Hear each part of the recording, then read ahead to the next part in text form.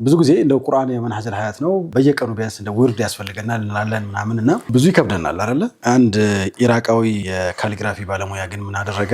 30 ጁዙን ቁርአን 6 ዓመት ፈጅቶበት በእጁ ጽፎት በቅርቡ ከተበው።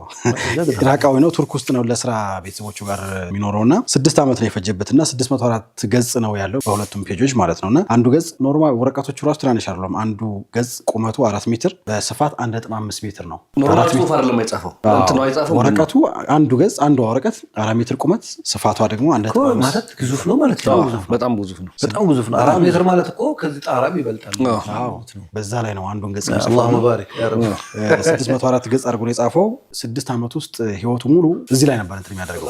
ልጆቹ ተጠይቀው እንዴት አይነት ህይወት ነበር ያሳለፈው ሲባል አናየውም ነበር። ጠዋት መስጊድ ይሄዳል። በቃ ይሄ 5 ወቅት ሰላቶች መስጊድ ሲሰግድ ይታያል። ከዛ ውጭ ለምግብ ይመጣል። ከዛ ውጭ ምንም አይነት እንትን ውስጥ አይሳተፍም ነበርና አጠናቆ አሁን አስረክቧል የሚል መረጃ አለ። እንግዲህ ያው በጣም ነው በዘመናት ሂደት ውስጥ ቁርአንን የሚخدሙ ሰዎች በጣም በርካቶች ናቸው። ባይዘው አሁንም የምናገኘው እኛ ሙስሐፍ የምንቀራበትን ረስም ዑስማኒ ነው የሚባለው እሱን የጻፉት ትልቅ ካሊግራፊ ሊቅ እንዴት አድርገው እንደጻፉት እንዴት አድርገው ስርዓት እንዳስያዙት ቁርአን ነው። ልብ በል ስህተት አይፈቀድበትም እና እሳቸው ደግሞ ብቻቸው ሊሰሩት የሚችሉት ነገር አይደለም። ፐርፌክትሊ ማች ማድረግ አለበት። ያ ብቻ አይደለም፣ ገጽ አሬንጅመንቱን አይተህ ከሆነ እንደ ልብህ የምትጽፈው ነገር አይደለም። የሆነ አንቀጽ እዚህ ጋር ማለት ካለበት እዛኛው ገጽ ላይ ወስደህ ምናምን አጨርሰውም። ከዛ ይሄንን እስካን ተደርጎ ወደ ቴክስትነት ወደ ፎንትነት ተቀይሮ ከዛ ነው ወደ ህትመት ቤት እንደገና እንትን የተደረገውና አላህ መቼም ሰዎችን ያገራላቸዋል ለእንደዚህ አይነት ነገር። አላሁመ ወፍቅና ለእንደዚህ እንደው ካሊግራፊ ላይ ጥሩ ተሞክሮ ያላችሁ ብዙ ወንድም እህቶችን እናያለን። እዚህ